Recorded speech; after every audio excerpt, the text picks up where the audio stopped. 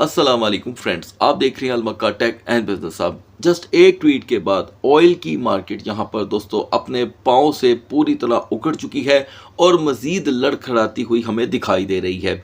क्या इस लड़खड़ाहट में हम अदर मार्केट में कोई बेटरमेंट देख सकते हैं, खास करके कमोडिटीज़ या फिर क्रिप्टो मार्केट? तो दोस्तों आज के इस वीडियो सेशन में बहुत ही अहम मालूमात मैं आपके साथ शेयर करूंगा, क्योंकि इस वीडियो में सिर्फ मैं आपको एक अदर न्यूज़ देने नहीं आया, इसलिए कि यहाँ पर सीपीआई मार्केट में क्या इम्पैक्ट लेकर आएगी, इसका यहाँ पर बाकायदा तौर पे फोरकास्ट का जो सिलसिला है वो जारी हो गया है। आफ्टर दैट हमारे लिए पीपीआई और फिर एफओएमसी भी यहाँ पर इंतज़ार कर रही हैं, लेकिन इनको तरतीब वाइज हमें यहाँ पर दिनों के हिसाब से डिस्कस करना होगा। तो सबसे पहले सीपीआई यानी कि कंज्यूमर प्राइस इंडेक्स, अब यहाँ पर मज़ीद इंतज़ार करना पड़ेगा या नहीं सिर्फ एक डील को लेकर, उस पर हम बात करेंगे। आफ्टर दैट दोस्तों आपने क्या करना है, वीडियो को लाइक ज़रूर कर देना है ताकि ये उन दोस्तों तक अपनी रीच इख्तियार कर सके जिन्हें वीडियो यहाँ पर नहीं मिल पाती, वो भी वक्त पे। तो दोस्तों पहले तो मैं आपको ये बता दूं कि कल ट्रंप की तरफ से दी गई जितनी भी मार्केट को यहाँ पर समझने वजाहत थी, उसके बाद हमें एक पूरी तरह से पीस का माहौल देखने को मिल रहा है। तकरीबन 12 से 15 घंटे हो गए हैं ऑफिशियली फ़िलहाल यहाँ पर कोई दोबारा मार धाड़ की खबर फ़िलहाल यहाँ पे रिलीज़ नहीं हुई। अगर आ भी रही है तो वो फिर गैर मुस्तनद ज़रिए से आ रही है, लेकिन अगर हम किसी ज़िम्मेदार रवैया रखने वाली किसी वेबसाइट या किसी भी प्लेटफॉर्म की बात करें तो वहाँ से फ़िलहाल अभी खामोशी दिखाई दे रही है। अच्छा, अब इस स्टेटमेंट के बाद एक और जो कि है ट्वीट देखने को मिला प्रेसिडेंट की तरफ से। उनका कहना था कि हम अब पहले से भी ज़्यादा क्लोज आ चुके हैं अपनी डील को फाइनलाइज करने में और किसी ना किसी हद तक एक दूसरे के ख्यालात की या जो डिमांड्स हैं उनकी यहाँ पे पूरी पूरी इज्जत रखी जाएगी। अब इस बात में अगर दम है या नहीं है, लेकिन इस दरमियान हमने पूरी तरह ऑयल मार्केट को क्रैश होते देखा। तो दोस्तों आप यहाँ पे लाइव मुलाहिजा फरमाएं, स्क्रीन के ऊपर इस वक्त WTI जो है वो 89.00 को भी अब से कुछ ही देर पहले ब्रेक कर चुका था। $2.21 की कमी, ब्रेंट के अंदर 1.85 की कमी, और इवन के गैस के प्राइस में सुबह जब मॉर्निंग सेशन स्टार्ट हुआ तो 10 सेंट की कमी थी। आप बहुत अच्छे से जानते हैं कि जब इन मार्केटों में लगाम पड़ती है या ये खबर आती है कि अभी रास्ते वैसे के वैसे ही काम कर रहे हैं, इनमें कोई प्रॉब्लम नहीं आएगी या शॉर्टेज ऑफ सप्लाई नहीं आएगा, तो अचानक से कमोडिटीज़ में बेटरमेंट आ जाती है। हालांकि जिस दिन NFP डाटा आया था उस दिन भी ऑयल प्राइसेस क्रैश कर रहे थे, लेकिन कमोडिटीज़ उन्हें यहाँ पर इम्प्रूव करने में नाकाम दिखाई दी। तो दोस्तों पहले तो अपने ज़हन में एक बात रख लीजिएगा कम्प्लीटली कि अब की बार भी अगर पीस डील किसी वजह से डिस्टर्ब होती है तो इनमें जो मॉडर्न किस्म की तब्दीली आती है वो $95 से $97 की है। कुछ व्यूवर्स का सवाल था कि उस्मान भाई ज़रूर बताइएगा कि ख़तरनाक हद तक जो सायरन पोजीशन होती है ऑयल प्राइसेस की वो क्या है। देखिए दोस्तों मार्केटों ने जस्ट एक बार 110 यानी कि WTI ने टच किया था 2 दिन के लिए, और ब्रेंट ने तकरीबन 2 दिन या 3 दिन के लिए 120 को टच किया था, सिर्फ 2 दिन के लिए। उसके बाद से लेके अब तक पिछले 102 दिनों के अंदर जब से ये मिडल ईस्ट की टेंशन क्रिएट हुई है, हमने ब्रेंट को और WTI को 90 तक ही देखा है, 90-95 बावजूद इसके हमें डिफरेंट कंट्रीज़ में जहाँ पर बाकायदा तौर पे कोई हुकूमती और सियासी निज़ाम कोई बेहतर नहीं है, वहाँ पर ऑयल प्राइसेस जो हैं वो अपनी मनमानी और मर्ज़ी से चल रहे हैं। उसके पीछे क्या वजह है, इसके ऊपर फ़िलहाल बात करना बिल्कुल फजूल है। लिहाजा जब ये प्रॉब्लम स्टार्ट हुई थी तो उस वक्त इंटरनेशनल मंडियों में प्राइस इनके 60, मैं फिर से क्लियर कर दूं दोस्तों, 60 और $58 के करीब थे, यानी कि 60 के करीब ब्रेंट था और WTI 58 पे था। अब इनमें टोटल जो इजाफा और कमी है वो फ़िलहाल $30 और $32 के दरमियान चल रही है। जैसे कि कल मैंने ऑडियंस को अपडेट कर दिया था कि strait of Hormuz is working properly, लेकिन वहाँ पे टूल टैक्स लग चुका है और बड़ा ही नॉर्मल सा है, जो पे करता है वो उसका जहाज़ वहाँ से गुजर रहा है, उसे फ़िलहाल कोई यहाँ पे तंगी का सामना नहीं है। या ये कल तक की और अब तक की सबसे अहम खबर है। एक झलक दोस्तों यहाँ पे कमोडिटीज़ पे भी हो जाए। हम देख रहे हैं कि CPI और FOMC से पहले कमोडिटीज़ की तमाम मार्केट आपको बिल्कुल स्टेडी दिखाई दे रही है। अच्छा, कुछ चीज़ें हैं जो मैं एज़ अ स्टूडेंट इस मार्केट से दोस्तों सीख चुका हूँ, कुछ सीख रहा हूँ। और इल्म एक ऐसी चीज़ है दोस्तों कि जब तक हम दुनिया से चले नहीं जाते, एक-एक दिन तक हम दुनिया में सीखते ही रहते हैं। सो मेरे नज़दीक everybody is just a student, इससे ज़्यादा कुछ नहीं है। लिहाजा अभी जो मार्केट हमें बताती है, जो तजर्बा रहा है, वो मैं आपसे शेयर कर रहा हूँ कि जो प्री इम्पैक्ट होता है ये मार्केट में आ चुका है एनएफपी के नाम पे। यानी कि एनएफपी ने जब मार्केट में गोल्ड को 45-45 और 45-70 से पिछाड़ा, यानी कि नीचे की तरफ फेंका, तो हमने लो देखा 4280, 4290, 70 का। अच्छा, अब ये मैं आपको जो अपडेट दे रहा हूँ ये XAU की है। याद रहे कि XAU जो है वो XAUT से बिल्कुल डिफरेंट मूव करता है। दोनों में अक्सर औकात $30 और $35 का फ़र्क रहता है, इसलिए कि टीथर की जो प्रोडक्ट है वो XAUT है और टीथर के ऊपर काफ़ी ज़्यादा मसाइल रहते हैं, ये तो आप जानते ही हैं। तो दोस्तों ये चार्ट मैंने आपके सामने ओपन किया है साल 2026 का। व्यूवर्स की बड़ी डिमांड थी कि उस्मान भाई आप इसके ऊपर अपडेट दें, सेपरेट वीडियो दें। देखें दोस्तों, सेपरेट वीडियो का अभी आजकल इन दिनों में तो वक्त नहीं है, लेकिन मैं फिर भी इन हालात में कोशिश करता हूँ कि आप तक हकीकत पहुँचती रहे।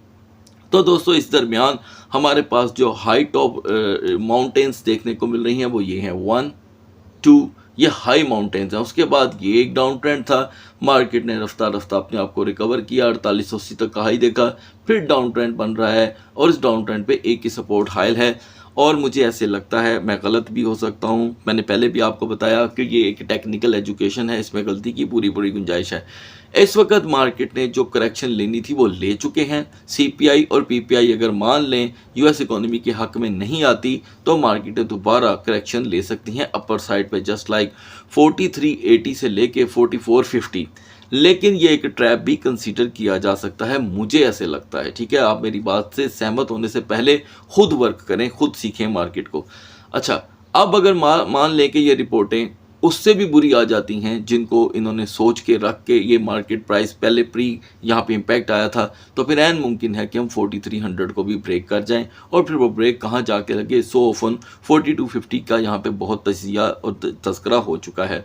तो आने वाले दिन जो हैं खास करके सीपीआई पीपीआई, इनके अंदर एक बड़ा गैप है एफओएमसी के लिए जो 16 और 17 को है। और आज जैसे कि आप देख रहे हैं, आज की तारीख के मुकाबले में अभी हमारे पास एक हफ्ते की गुंजाइश है।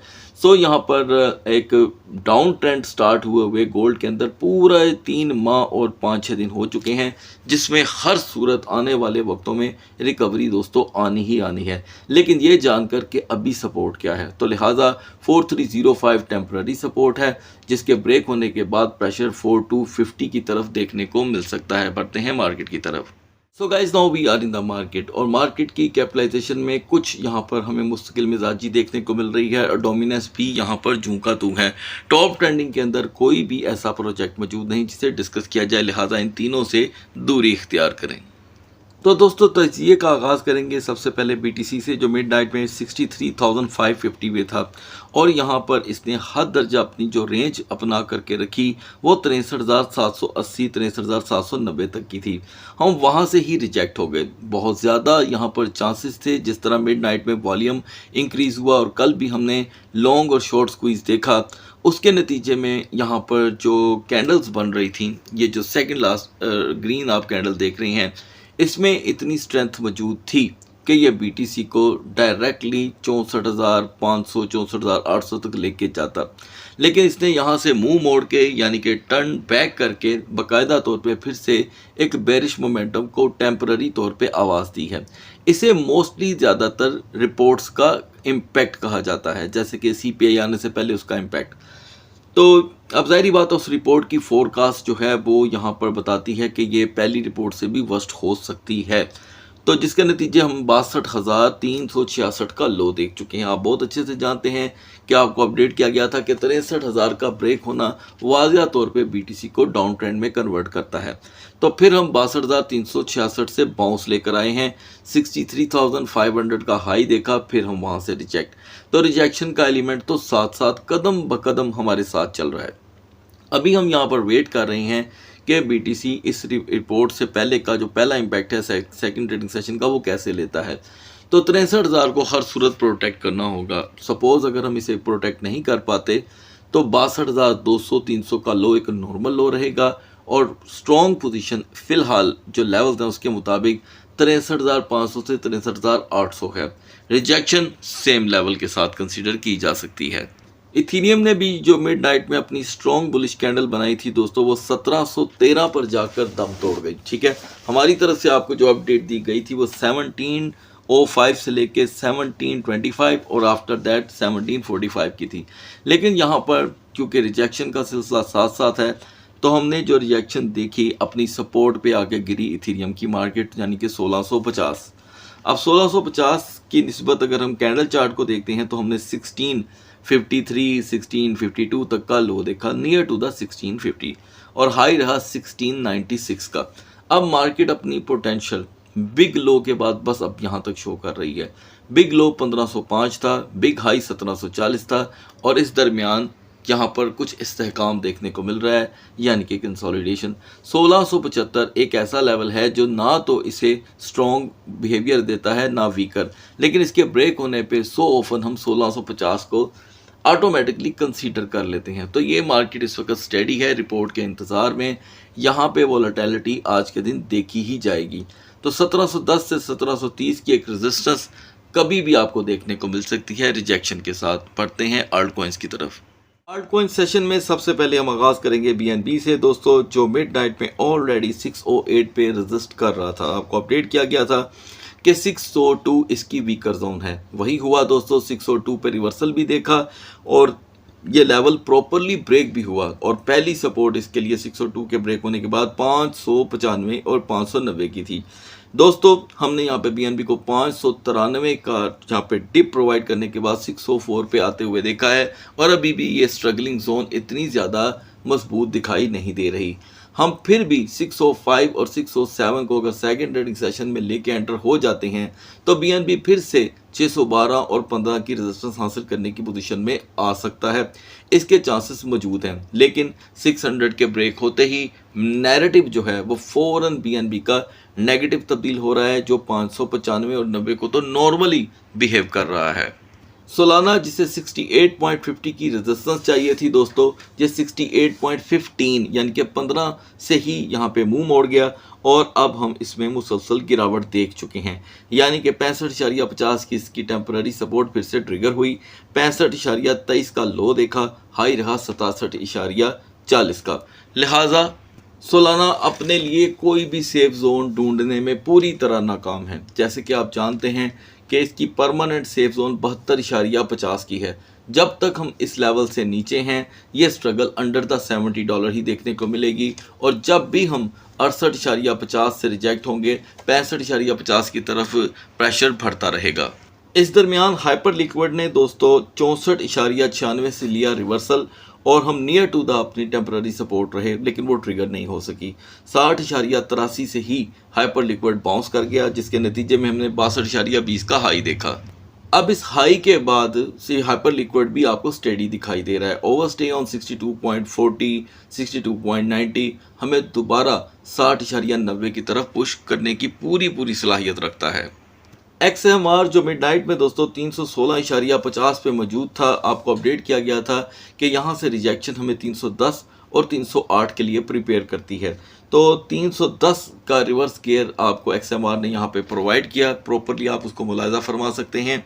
और XMR ने जब बाउंस लिया वो 330 का था, जैसे कि इसकी मैक्स रेजिस्टेंस आपके साथ शेयर की गई थी 320 से 324 तक की। यह उससे भी ज़्यादा एक्स्ट्रा रहा, क्योंकि हम भूले नहीं हैं कि XMR 300 नहीं बल्कि 425 से क्रैश हुआ था इस मार्केट में। हद दर्जा अनएक्सपेक्टेड ये लो था और अभी यहाँ पे XMR के लिए सपोर्ट है 320 की। जब भी आप 326 से रिजेक्ट होंगे प्रेशर 320 की तरफ बढ़ सकता है। अब आगाज़ करते हैं पब्लिक डिमांड्स क्वाइन का, यानी कि जिनका तज्जिया करने के लिए आप नाम कमेंट सेक्शन में लिखते हैं। तो दोस्तों यूनिस्वैप जो यहाँ पर मुकम्मल तौर पे फ्लॉप है अपनी एक ख़ास ऐसी रेजिस्टेंस हासिल करने में, जिसके बाद इसमें ब्रेकआउट देखा जा सकता है। लॉन्ग टर्म और लॉन्ग टाइम हो चुका है यूनिस्वैप अंडर द $4 है। पिछले दिनों जो हाई था वो टेम्पररी था और अभी हम फ़िलहाल 2.55 के लिए स्ट्रगल कर रहे हैं। किसी भी नए ब्रेकआउट के लिए यूनिस्वैप को यहाँ पे 2.65 जैसी रेजिस्टेंस दरकार है। याद रहे कि जब भी आप 2.50 को ब्रेक करते हैं तो इसका नेगेटिव मोमेंटम एक्टिव हो जाता है और प्रेशर फ़ौरन से आपको 2.44 की तरफ देखने को मिलता है। दूसरा डिमांडिंग कॉइन है दोस्तों यहाँ पे रेंडर, जो 2.20 और 2.30 से इस मार्केट में अपनी पोजीशन क्रैश करके हमें 1.55 का लो प्रोवाइड कर चुका है।